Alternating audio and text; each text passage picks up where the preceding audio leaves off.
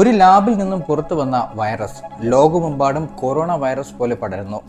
ആ വൈറസ് ബാധിക്കുന്ന ആളുകളെല്ലാം മരിക്കുന്നു. പിന്നീട് അക്രമകാരികളായ വന്യമൃഗങ്ങളെ പോലെ അവർ മാറുന്നു. ലോകം തന്നെ ഭയപ്പെട്ടു നിൽക്കുന്ന അവസ്ഥ. ചോര വാർന്നൊലിച്ച് കണ്ണുകൾ ചുവന്ന് അഴുകിയ ശവശരീരങ്ങൾ ആളുകളെ കൊല്ലാനായി കടിച്ചു കീറാനായി കൂട്ടത്തോടെ ഓടി വരുന്നു. ഭക്ഷണവും വെള്ളവും ഇല്ലാത്ത ഭീകരമായ അവസ്ഥ. സോംബി കൊറിയൻ സിനിമകളിൽ സാധാരണയായി കാണാറുള്ള വിഷയം. ഭയാനകമായ പല സിനിമകളും ഈ വിഷയത്തിൽ തന്നെ പുറത്തിറങ്ങിയിട്ടുണ്ട്. ട്രെയിൻ ടു ബുസാൻ, സോംബി അപ്പക്കാലിപ്സ് ഒക്കെ കണ്ട ആളുകൾക്ക് ഈ ഭീകരത മനസ്സിലാക്കാൻ സാധിക്കും. സിനിമകളിലെ കഥകൾക്കപ്പുറം സോംബി സത്യമായാലോ? അങ്ങനെയൊരു വൈറസ് അല്ലെങ്കിൽ പാരസൈറ്റ് മനുഷ്യരാശിയെ നശിപ്പിക്കാൻ ഭൂഗോളം മുഴുവൻ പടർന്നു പിടിച്ചാലോ? എന്താണ് സോംബികൾ?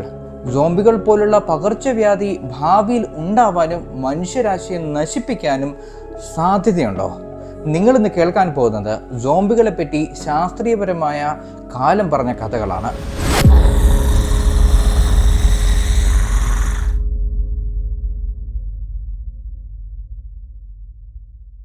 ഭീകരത സൃഷ്ടിച്ച അല്ലെങ്കിൽ കഥാകൃത്തിനെ സ്വാധീനിച്ച ഭൂരിപക്ഷം കഥകളിലും യാഥാർത്ഥ്യത്തിൻ്റെ ചില കാൽപ്പാടുകൾ കാണാൻ സാധിക്കും. ഒരു കാലത്ത് ഹൊറർ കഥകളുടെ മുഖമുദ്രയായി മാറിയ ബ്രാം സ്റ്റോക്കറുടെ ഡ്രാക്കുള പോലും റുമേനിയൻ ഭരണാധികാരിയായിരുന്ന വ്ളാഡ് ഡ്രാക്കുള മൂന്നാമനിൽ നിന്ന് കുറച്ചെങ്കിലും പ്രചോദനം ഉൾക്കൊണ്ട കഥാപാത്രമാണ്. ആധുനിക സിനിമകളിൽ കാണിക്കുന്ന മനുഷ്യമാംസം കടിച്ചു കീറാൻ വ്യഗ്രതപ്പെടുന്ന ജീവിക്കുന്ന ശവങ്ങൾ എന്ന അപരനാമത്തിൽ അറിയപ്പെടുന്ന സോംബികൾക്കും ഒരു കഥ പറയാനുണ്ട്. പക്ഷേ അത് ലോകാവസാനത്തിൻ്റെയോ പകർച്ചവ്യാധിയുടെയോ കഥയല്ല, ഒരു കണ്ണീരിൻ്റെയും സ്വാതന്ത്ര്യത്തിൻ്റെയും കഥയാണ്. സോംബി എന്നത് ആഫ്രിക്കൻ രാജ്യമായ കോങ്കോയിലെ ഒരു ഭാഷയിൽ നിന്ന് ഊരിത്തിരിഞ്ഞു വന്നിട്ടുള്ള ഒരു വാക്കാണ്. മരിച്ച ഒരാളുടെ ആത്മാവ് എന്നാണ് ആ വാക്കിൻ്റെ അർത്ഥം. 17-18 നൂറ്റാണ്ടിൽ ഹെയ്തി എന്ന കരീബിയൻ രാജ്യം ഫ്രഞ്ചുകാരുടെ കോളനി ആയിരുന്നപ്പോൾ അവരുടെ കരിമ്പു പാടങ്ങളിൽ പണിയെടുക്കാൻ ആയിരക്കണക്കിന് അടിമകളെ ആഫ്രിക്കയിൽ നിന്ന് അവിടെ എത്തിച്ചിരുന്നു. ഫ്രഞ്ചുകാരുടെ അടിമകളോടുള്ള സമീപനം വളരെ മൃഗീയമായിരുന്നതുകൊണ്ട് തന്നെ ഇറക്കുമതി ചെയ്ത അടിമകളിൽ പകുതിയോളം ഏതാനും വർഷത്തിനുള്ളിൽ പണിയെടുത്ത് മരിച്ചു വീണു. മരിച്ചു കഴിഞ്ഞാൽ അവരുടെ ആത്മാക്കൾക്ക് മരണാനന്തര ജീവിതത്തിൽ ജന്മനാട്ടിലേക്ക് തിരിച്ചുപോയി സ്വാതന്ത്ര്യം അനുഭവിക്കാമെന്ന് അടിമകൾ വിശ്വസിച്ചിരുന്നു. അതുകൊണ്ട് തന്നെ ആത്മഹത്യ അവരുടെ ഇടയിൽ ഒരു നിത്യ സംഭവമായിരുന്നു. പക്ഷേ സ്വന്തം ജീവൻ എടുക്കുന്നവരെ തിരിച്ചു ജന്മനാട്ടിലേക്ക് പ്രവേശിപ്പിക്കില്ല എന്ന വിശ്വാസം ഉണ്ടായിരുന്നതുകൊണ്ട് തന്നെ അവരുടെ ആത്മാക്കൾക്ക് കരിമ്പു പാടങ്ങളിൽ അനന്തകാലത്തോളം ഗതിയില്ലാതെ അലഞ്ഞു തിരിഞ്ഞ് നടക്കണമായിരുന്നു. ഈ ആത്മാക്കളെയാണ് സോംബികൾ എന്ന് അവർ വിളിച്ചിരുന്നത്. 1804 ഹൈത്തിയൻ വിപ്ലവത്തിന് ശേഷം ഫ്രഞ്ച് കോളനി വാഴ്ച അവസാനിച്ചപ്പോൾ സോംബി എന്ന ആശയം ഹൈത്തിയൻ നാടോടി കഥകളിലേക്ക് അലിഞ്ഞു ചേർന്നു. അതോടൊപ്പം സോംബികൾക്കുമുണ്ടായി പരിണാമം. ഹെയ്തിയിൽ നിലനിന്നിരുന്ന വുഡു മതത്തിന്റെ വിശ്വാസങ്ങൾ അനുസരിച്ച് ബോക്കോർ എന്നറിയപ്പെടുന്ന മന്ത്രവാദികളുടെ ആഭിചാര ക്രിയയിലൂടെ ജീവിപ്പിക്കപ്പെടുന്ന ശവങ്ങളായി മാറി സോംബികൾ. അങ്ങനെ ജീവിപ്പിക്കപ്പെടുന്ന ശവങ്ങളെ അടിമകളായും ഹീനമായ പ്രവർത്തികൾ ചെയ്യാനും ഉപയോഗിച്ചിരുന്നതായി കഥകൾ പറയുന്നു. ആധുനിക കാലത്ത് സ്ത്രീകളുടെ പുരോഗമനത്തിന് സ്ത്രീകൾ തന്നെ തടസ്സം നിൽക്കുന്നത് പോലെ ഫ്രഞ്ചുകാർ രഹസ്യമായിട്ടും അടിമകളെ നിലനിർത്തിപ്പോന്നു. ഈ രൂപത്തിലാണ് സോംബികൾ അമേരിക്കൻ സിനിമയിലേക്ക് ചേക്കേറുന്നത്. ആദ്യത്തെ സോംബി സിനിമ 1932 ഇറങ്ങിയ വൈറ്റ് സോംബിയാണ്. അതിനുശേഷം സിനിമയിൽ തന്നെ സോംബിക്ക് ശരവേഗത്തിലായിരുന്നു പരിണാമം സംഭവിച്ചത്. സോംബി എന്ന ആശയത്തിന് ഒരുപാട് മാറ്റം വന്നിട്ടുള്ളത് കൊണ്ട് തന്നെ സോംബികൾ യാഥാർത്ഥ്യമാകാനുള്ള സാധ്യത അന്വേഷിക്കണമെങ്കിൽ ആദ്യം സോംബി എന്ന വാക്കുകൊണ്ട് എന്താണ് ഈ വീഡിയോയിൽ ഉദ്ദേശിക്കുന്നതെന്ന് വ്യക്തമാക്കേണ്ടതുണ്ട്. സിനിമയിൽ നിങ്ങൾ പലതരത്തിലുള്ള സോംബികളെ കണ്ടിട്ടുണ്ടാവും. പ്രതികാരദാഹിയായ ഐ ആം ലെജൻഡിലെ സോംബി, വളരെ വേഗത്തിൽ ഓടാനും ചാടാനും ഒക്കെ കഴിയുന്ന വേൾഡ് വാർ സിയിലെ സോംബി, വായിൽ നിന്ന് ചോര ഇറ്റിച്ചുകൊണ്ട് പ്രാഞ്ചി നടക്കുന്ന ദി വാക്കിംഗ് ഡെഡിലെ സോംബി. എന്തിനു കൂടുതൽ പറയുന്നു, ഐ ആം ലെജൻഡിലെ സ്നേഹം പ്രകടിപ്പിക്കുന്ന സോംബി വരെ ആ പട്ടിക ഇങ്ങനെ നീണ്ടുപോകുന്നു. ആധുനിക സോംബി ചിത്രങ്ങളിൽ കാണിക്കുന്ന കാര്യങ്ങളൊക്കെ സയന്റിഫിക് ഫാക്റ്റുകളും ഭാവനയും ഒക്കെ കൂട്ടിക്കലർത്തിയതാണ്. അതുകൊണ്ട് തന്നെ നമ്മളെ ഭയപ്പെടുത്തുന്ന പല ചിത്രങ്ങളിലെയും അവസ്ഥ അതേപടി യാഥാർത്ഥ്യമാകാനുള്ള സാധ്യത ഇല്ലെന്ന് തന്നെ പറയാം. അങ്ങനെ പറയുമ്പോഴും സോംബിയുടെ അവസ്ഥയെക്കുറിച്ച് അവിശ്വസനീയമായ കുറച്ച് സയന്റിഫിക് ഫാക്റ്റുകളുണ്ട്. 2014 പ്രസിദ്ധീകരിച്ച do zombies dream of undead sheep a neuroscientific view of the zombie brain എന്ന പുസ്തകത്തിൽ അതിൻ്റെ ഗ്രന്ഥകർത്താക്കളായ 2 ന്യൂറോ സയന്റിസ്റ്റുമാർ സോംബിയുടെ അവസ്ഥയ്ക്ക് വൈദ്യശാസ്ത്രത്തെ അടിസ്ഥാനമാക്കി ഒരു പേര് കൊടുക്കുന്നുണ്ട്. Consciousness deficit hypo activity disorder എന്നാണ് അതിൻ്റെ പേര്, അതായത് CDHD. മുൻപൊരിക്കലും വൈദ്യശാസ്ത്രത്തിൽ ഉപയോഗിച്ചിട്ടില്ലാത്ത ഈ പേര് അവർ നാമനിർദ്ദേശം ചെയ്തത് സോംബികൾ കാണിക്കുന്ന ഒരു കൂട്ടം രോഗലക്ഷണത്തിനെ അടിസ്ഥാനപ്പെടുത്തിയാണ്. ആ ലക്ഷണങ്ങളാകട്ടെ നിരന്തരം ന്യൂറോളജി ഡിപ്പാർട്ട്മെന്റിൽ പല രോഗികളിലായി പല കാരണത്താൽ കണ്ടുവരുന്ന രോഗലക്ഷണങ്ങളാണ്.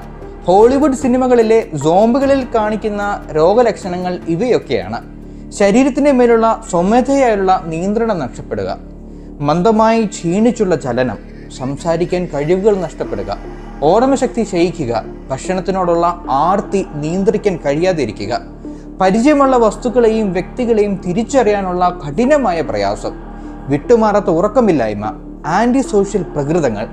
ഈ രോഗലക്ഷണങ്ങളുടെ ഒരു കൂട്ടത്തെയാണ് CDHD എന്ന് അവർ വിളിക്കുന്നത്. ഈ ലക്ഷണങ്ങൾ ഉണ്ടാകാനുള്ള പ്രഥമ കാരണങ്ങൾ മസ്തിഷ്കത്തിൽ ആ പ്രവർത്തനത്തെ നിയന്ത്രിക്കുന്ന ഭാഗങ്ങൾ തകരാറിലാകുമ്പോഴാണ്. വൈറസുകളും ബാക്ടീരിയകളും പരാതജീവികളും ആക്സിഡന്റുകളും ജനിതക രോഗങ്ങളും ഒക്കെ ഇതിന് കാരണമാകാറുമുണ്ട്. സോംബികളുടെ ട്രേഡ് മാർക്കായിട്ടുള്ള കൈകൾ മുന്നോട്ട് വെച്ചുള്ള പ്രാഞ്ചിയുള്ള ആ നടത്തമുണ്ടല്ലോ, അത് വൈദ്യശാസ്ത്രത്തിലുള്ള ഒരു രോഗാവസ്ഥയാണെന്ന് പറഞ്ഞാൽ നിങ്ങൾക്ക് വിശ്വസിക്കാൻ കഴിയുമോ? സെറിബെല്ലാർ അറ്റാക്സി എന്നാണ് അതിൻ്റെ പേര്. സോംബി സിനിമകളിൽ എല്ലായ്പ്പോഴും സോംബികൾ ഉണ്ടാകുന്നതിനെ കാരണമായി കാണിക്കുന്നത് ഒരു പകർച്ചവ്യാധിയാണ്, അതായത് ഒരു പാൻഡമിക്. ഏതെങ്കിലും ലാബിൽ നിന്ന് പുറത്തുപോയ ഒരു വൈറസ് മനുഷ്യരെ സോംബിയാക്കി മാറ്റുന്നു. ഹോളിവുഡ് ചിത്രങ്ങളിലേതുപോലുള്ള സോംബികളുടെ ലക്ഷണങ്ങൾ കാണിക്കുന്ന രോഗമുണ്ടാക്കാൻ കഴിവുള്ള വൈറസുകൾ പ്രകൃതിയിൽ ഉള്ളതായി ഇതുവരെയും റിപ്പോർട്ട് ചെയ്യപ്പെട്ടിട്ടില്ല. ഭാഷ, ചലനം, കാഴ്ച, ദേഷ്യം, ഉറക്കം, വിശപ്പ്, ഓർമ്മശക്തി എന്നീ പ്രതിഭാസങ്ങളെ നിയന്ത്രിക്കുന്ന മസ്തിഷ്ക ഭാഗങ്ങൾ ഒരുമിച്ച് തകരാറിലാകുമ്പോഴാണ് സോംബിയുടെ ലക്ഷണങ്ങൾ ഉണ്ടാകുന്നത്. പ്രകൃതിയിൽ നമുക്ക് ഇന്ന് അറിയാവുന്ന ഒരു വൈറസിനും ഈ അവസ്ഥയെ ഒരുമിച്ച് ഉണ്ടാക്കാനുള്ള കഴിവില്ല.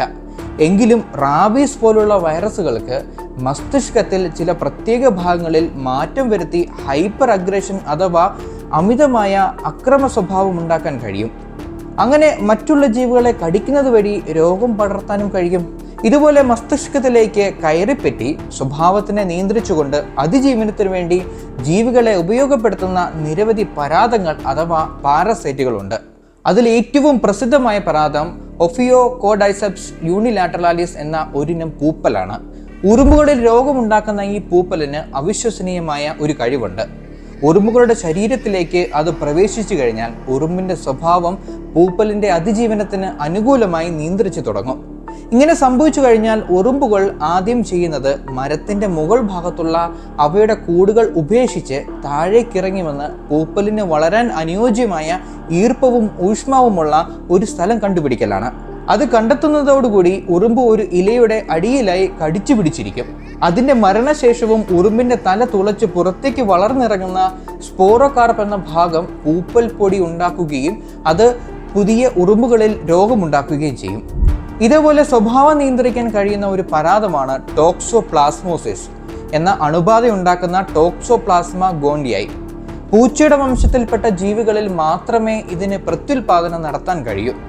എലികളുടെ ശരീരത്തിലെത്തിയാൽ അതിൻ്റെ സ്വഭാവം നിയന്ത്രിച്ച് പൂച്ചയോടുള്ള എലിയുടെ പേടി നിശേഷം ഇല്ലാതെയാകും. അങ്ങനെ പേടി നശിച്ച എലി പൂച്ചയുടെ അടുത്തെത്തുകയും എലിയെ പൂച്ച അകത്താക്കുകയും ചെയ്യുന്നു.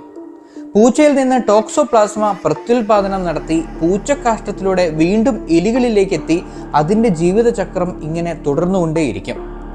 സോംബി ചിത്രങ്ങളിലെ അവസ്ഥ അതേപടി സാധ്യമാകാനുള്ള സാധ്യതയില്ലെങ്കിലും പ്രകൃതിയിൽ സോംബിയുടെ ചില ലക്ഷണമെങ്കിലും ഉണ്ടാക്കാൻ കഴിവുള്ള വൈറസുകളുണ്ട്.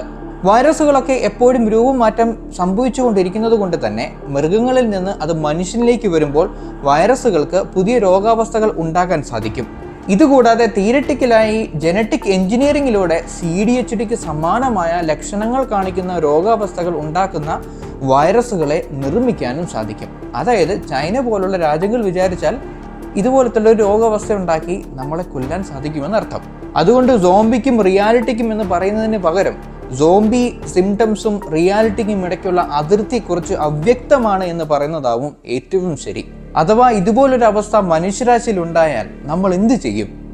നിങ്ങളുടെ അഭിപ്രായങ്ങൾ കമൻറ്റ് ചെയ്യാൻ മറക്കരുത്. ഇതുപോലത്തെ ഇൻട്രസ്റ്റിംഗ് വീഡിയോസിന് വേണ്ടി ഇപ്പോൾ തന്നെ ചാനൽ സബ്സ്ക്രൈബ് ചെയ്യുക, അടുത്തുള്ള ബെല്ലൈക്കൺ അമർത്താൻ മറക്കരുത്. മറ്റൊരു വീഡിയോയിൽ കാണാം. Thank you for watching.